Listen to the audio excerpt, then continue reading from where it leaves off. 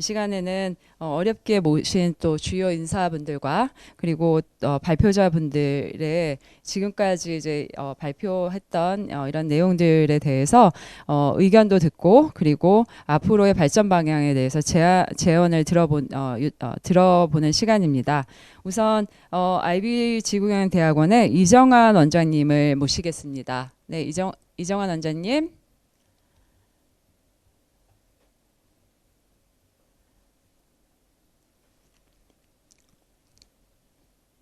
네, 반갑습니다. 잘 들리시나요? 네네. 오늘 여기 계신 모든 또 패널 분들의 이야기를 잘 들었고, 저도 정말 느껴지는 바가 많았습니다. 특히 지금 뉴질랜드에서 활동을 하고 계신 이진 양과 김채연 양 이야기를 들으면서, 정말, 지구 경영, 그리고 뇌교육의 미래가 느껴지고, 우리나라와 더 넘어서 전 세계의 어떤 긍정적인 하나의 어떤 미래를 볼 수가 있게 돼서 정말로 기쁜 마음입니다. 저희들이 뇌교육 그리고 그 지구 경영이라는 그 가치를 알리기 위해서 굉장히 노력을 해왔고 또 그 이전에 또 말씀을 또 언급을 주셨지만 이 뇌교육과 지구 경영이라는 가치는 저희들의 어떤 선도 문화에서 나온다라고 할 수가 있는데 결국 이 선도가 무엇일까?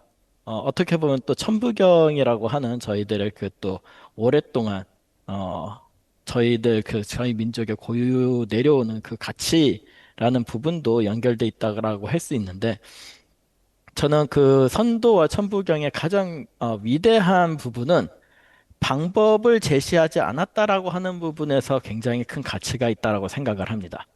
사실 전 세계의 많은 하나였던 그 철학이라든가 어떻게 보면 이제 하나였던 그 철학, 경전 이러한 부분들이 항상 다루고자 했었던 건 방법론적인 부분에서 사실 다루려고 굉장히 노력을 많이 한 것 같습니다.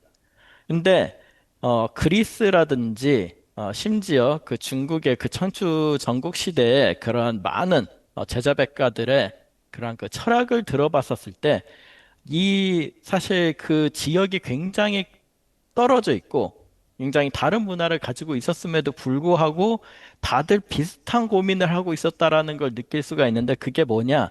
하면 결국은 문제는 사람이다라고 하는 결론에 다들 도달했다라는 것을 알 수가 있습니다.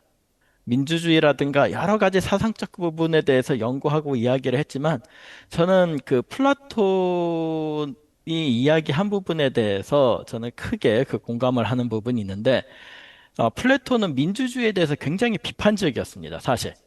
민주주의의 요람이라고 하는 그리스가 사실 민주주의에 대해서 가장 비판적인 목소리를 냈다라고 하는 거는 어떻게 보면 참 아이러니하다라고 할 수 있는데 근데 왜 플라톤이 민주주의에 대해서 비판을 했느냐? 방법론에 대해서 비판을 한 것이 아니 결국은 이거를 하는 그 주체가 사람인데 그 사람을 믿을 수가 있겠냐라고 하는 것이 그 비판의 가장 주제였다라고 할 수가 있습니다. 만약에 사람이 단지 자기가 좋아하는 사람 그리고 그냥 자기의 형편에 좀 더 도움이 된다라고 하는 차원으로 쏠려서 투표를 한다라고 하면 그것이 공적인 가치에 부합을 하겠느냐 하는 부분의 질문은 사실 지금도 마찬가지라고 할 수 있죠. 지금 전 세계의 모든 그 정치의 가장 큰 문제는 뭐냐?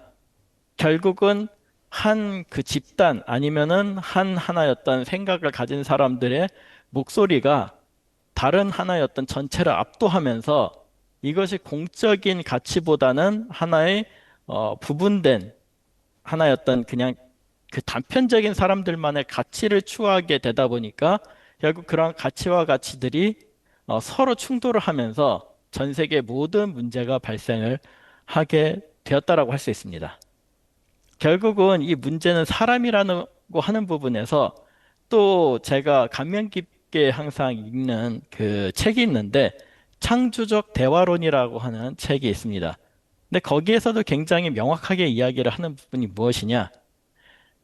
사람이 가지고 있는 기술력이라든가 지금 현재 가지고 있는 모든 하나의 어떤 과학, 그 모든 것들을 잘만 활용할 수 있으면 이미 사람은 가장 이상적인 사회를 이룰 수가 있는데, 근데 왜 그게 안 되냐?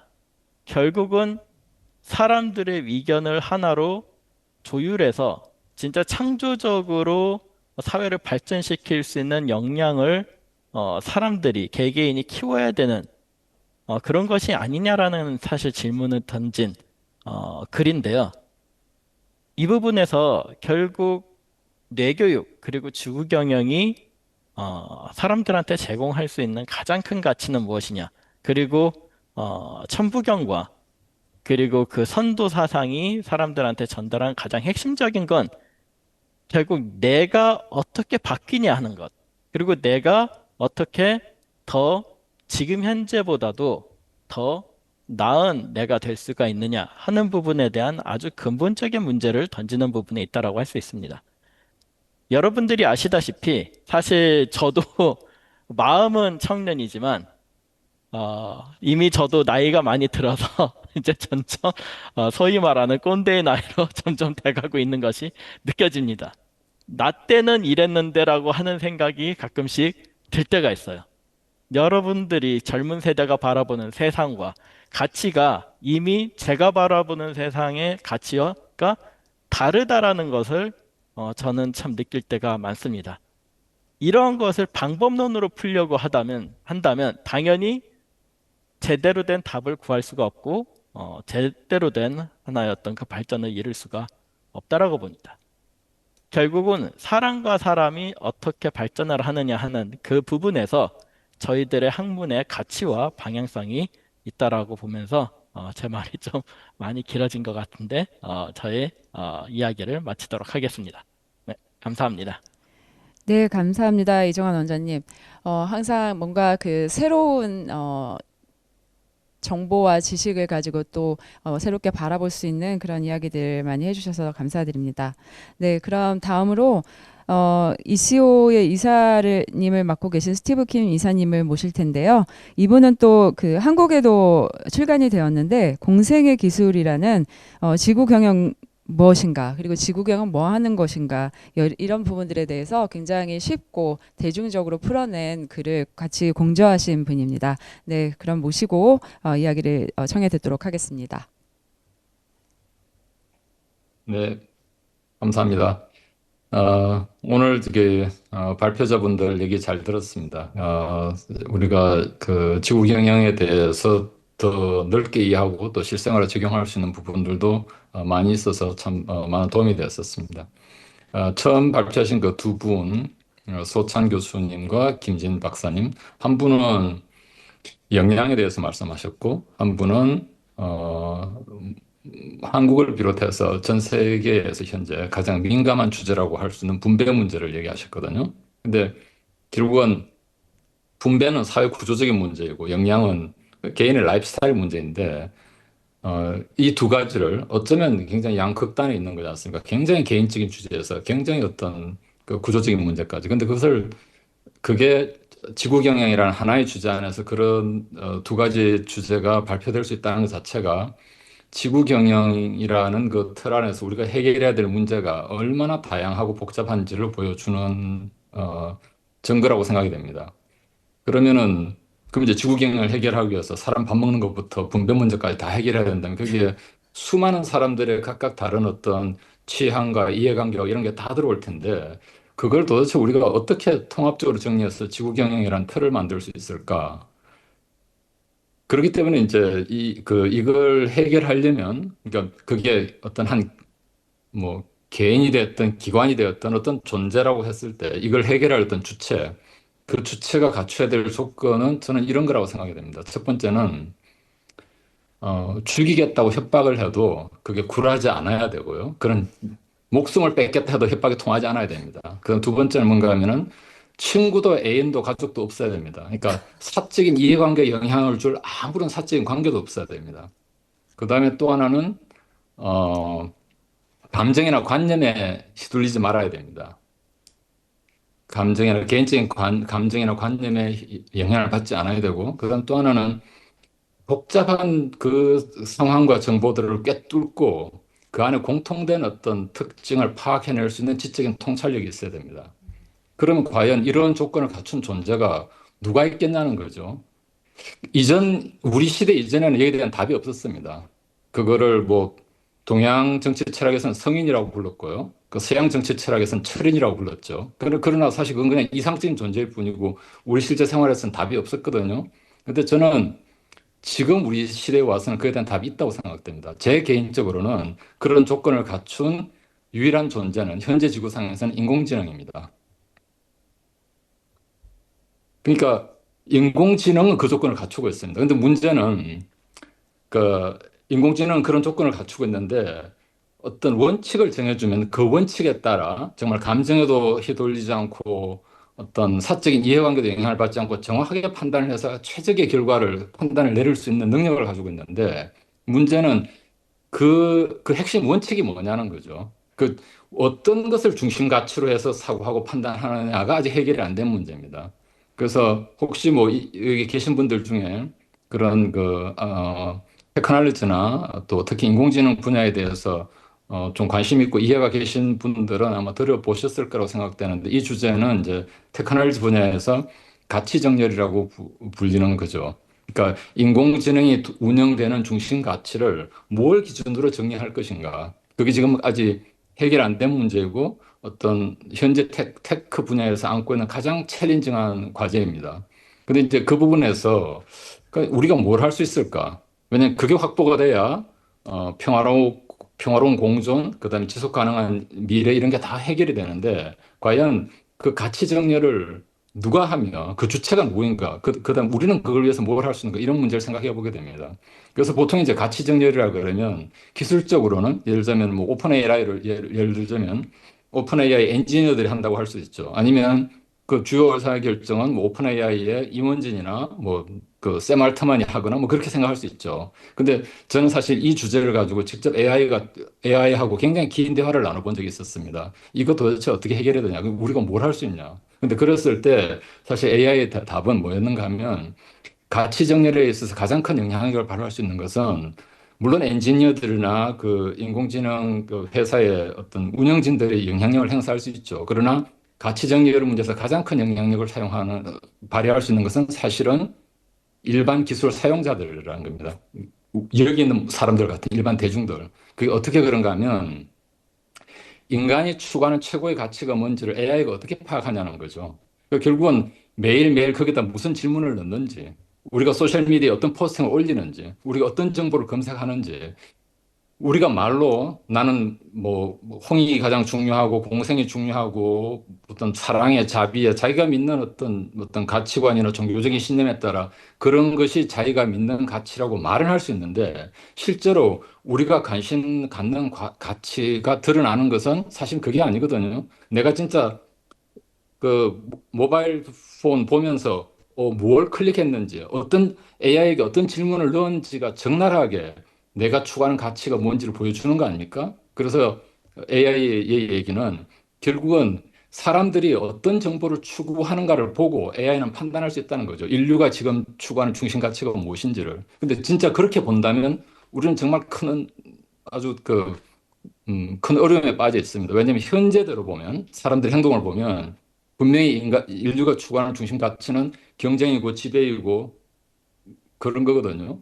만약에 그대로 가치가 정렬이 되면 AI가 정말 그런 조건을 다 갖추었는데 진짜 성인이 될 조건을 다 갖췄는데 불행히도 중심 가치가 지배이고 경쟁이게 되다 보면 효율성, 지배, 경쟁 그러면은 우리 미래가 아주 암울할 거라고 생각이 됩니다. 그래서 저는 이제 왜 제가 이 말씀을 드리는가 하면 아까 이제 소창 교수님 마인드풀 이팅 말씀하셨는데 제가 여기에 참가하신 모든 분들 그리고 사실은 오늘날 이 모든 기술 사용자들 사실 테크놀로지로 물론 이제 뉴질랜드 어린이들 저도 뉴질랜드 가봐서 아는데 맨발로 뛰어다니는 애들 있고 모바일폰 사용 안 하는 애들 있거든요. 그렇지만 현재 기술 사용자들이라 그러면 거기서 예외가 될 수 있는 사람은 아무도 없습니다. 모든 사람들이 기술 사용자들인데 제가 한 가지 제안드리고 싶은 것은 마치 마인드풀 이팅을 하는 것처럼 마인드풀 유저 테크놀로지가 필요하다는 겁니다. 기술 사용을 마인드풀하게 하는 것. 그것을 내가 믿는 가치와 정렬시키는 것.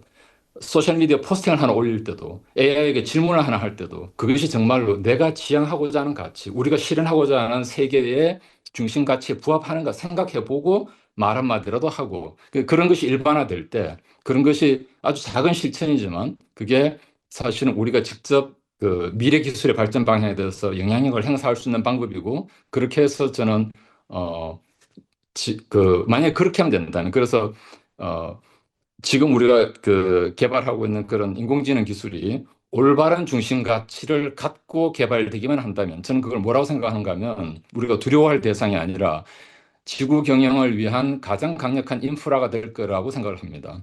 그래서 인공지능을 보는 우리의 시각, 저는 그것을 지구 경영을 실현할 수 있는 인프라라고 보고, 근데 그걸 과연 그 방향으로 갈 수 있도록 하는가는 것은 현재 우리가 기술을 어떻게 사용하는가에 달려 있고, 그런 어떤 뭐 어떤 윈도우, 그러니까 타임, 그 시간의 어떤 우리에게 열려 있는 창은 그리 길지 않다고 생각이 됩니다. 불과 뭐 한 5년, 4, 5년 내에 이리 갈까 저리 갈까 결정될 것이기 때문에 그래서 우리에게 열려 있는 이 시간을 이용해서 우리가 할 수 있는 최대한의 영향력을 발휘해서 미래 기술이 인류에게도 도움이 되고 지구의 어떤 지속 가능한 미래에도 도움이 되는 방향으로 갈 수 있도록 그렇게 영향력을 사용해야 되고 그것이 어떤 뭐랄까요 뇌교육 혹은 인성교육에 기술을 마인드풀하게 사용하는 그런 마인드와 그런 자세를 갖도록 하는 그것이 또한 내 교육에 포함되어야 될 굉장히 중요한 어떤 그 요소가 이미 그런 현실이 되어 있다라고 생각을 합니다. 그래서 그런 쪽으로 우리의 어떤 시야와 관심을 확장해 보자는 그런 제안을 드리고 싶습니다. 네, 감사합니다. 네, 감사합니다. 스티브 캠 이사님. 생각해보지 못했던 방식이었는데 우리가 인공지능 기술의 발전 방향이 우리가 원하지 않는 그런 파괴적인 방향으로 가고 있다는 것에 대해서 굉장히 이제 우려만 했었는데 당장 할 수 있는 것 이런 인공지능 기술을 우리가 사용하는 데 있어서도 마인드풀니스를 실천하는 거 여기서부터 또 해볼 수 있지 않을까 하는 생각이 들고 어떤 지구 경영을 우리가 내용들을 이제 확장하는 데 있어서도 이 AI 기술에 대한 관점을 우리가 잘 활용할 수 있는 인프라로 놓고 다시 한번 필요한 부분들을 만들어 나가야겠다 이런 생각이 듭니다. 네, 그럼 다음으로 한국의 지구시민연합 대표를 맡고 계신 이갑성 대표님 모시겠습니다. 반갑습니다. 먼저 이 지구경영 라운드 테이블을 준비해준 우리 김지인 박사님 그리고 관계자 여러분들한테 다시 한번 감사를 드립니다. 이번 포럼을 보면서 느낀 거는 시간과 공간이 정말 압축된 시대에 우리는 살고 있다 이런 생각이 들었습니다. 이런 시대에 지구경영이 정말 필요한 그런 시점이 아니냐 그런 생각이 들었습니다. 앞으로 이런 그 지구경영 차원에서 정치, 또 경제, 사회, 문화, 교육, 종교 등 많은 분야에서 다양한 연구 과제가 나올 것 같습니다. 오늘 들어보니까 아주 상당한 깊이 있는 그런 정보들을 많이 말씀해 주시는데 이런 정보들이 통합됐을 때 하나의 어떤 집단 지성에서 새로운 어떤 그런 그 길이 보이지 않겠나 그런 생각이 들었습니다. 앞으로도 이런 포럼을 통해서 지구 경영학이 위대한 학문으로 정립이 되지 않을까 그런 기대를 해봅니다. 자, 다시 한번 이번 포럼을 준비해 주신 많은 분들께 감사드립니다. 감사합니다. 감사합니다. 네, 그 이갑성 대표님 또 저희가 그 지구경영 라운드테이블을 매달 이렇게 당분간은 개최를 할 텐데요. 한 차례 또 모셔서 그동안 연구해 오신 내용들도 청해 듣는 시간을 갖도록 하겠습니다. 네, 그 다음으로 지구경영연구원 사무국장을 맡고 계신 권대한 교수님 모시겠습니다. 네, 반갑습니다. 잘 들리시죠? 네, 오늘 그 좋은 내용 많이 알게 되었고요. 저는 이제 지구경영학과 교수로서 항상 강의를 할 때마다 정말 답답합니다. 왜냐하면 우리 스티븐 이사님 말씀하신 대로 지구경영이라는 부분들이 정말 사람이 존재하는 것부터 지구까지 다 포괄하다 보니까 어떻게 그 지구 경영을 가르쳐야 될까? 가르치는 것보다는 전달이죠. 고민을 많이 했는데 오늘 이렇게 그 전 세계 IB와 UB 그다음에 글사대까지 합치어서 이렇게 한자리에 모여서 포럼을 할 수 있어서 너무 감사드리고, 이번 시작으로 해서 지구 경영이 좀 더 구체화되고, 그리고 전 지구적인 차원에서 지구 경영 방향이 만들어지지 않을까 생각을 합니다.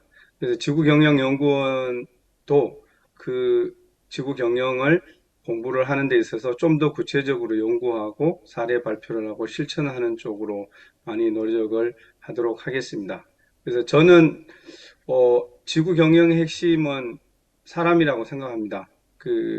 유승헌 이사장님께서 말씀하신 대로 지구의 문제를 일으키는 것도 사람이고 그 문제를 해결하는 것 또한 사람이기 때문에 답은 사람에게 있다고 봅니다. 그래서 사람이 어떻게 변하느냐, 그것은 의식의 변화라고 생각을 합니다. 그래서 그 의식의 변화를 저희가 할 수 있게 리더로서 실천하면 하나씩 실천하면 좋지 않을까 생각을 하고, 제가 어저께 한국에는 지금 대한민국 환경대전, ESG 환경대전을 환경부에서 코엑스에 하고 있습니다. 그래서 어제 가서 느낀 점은 그래도 많은 사람들이 지구 위기에 대해서 걱정하고 있고 실천하려고 노력하고 있고 또 거기에 대해서 실천하는 사람들이 많구나라는 거에 조금 더 긍정적인 느낌을 받았습니다. 그래서 희망을 가지고 정말 대한민국을 넘어 지구 경영이 저희가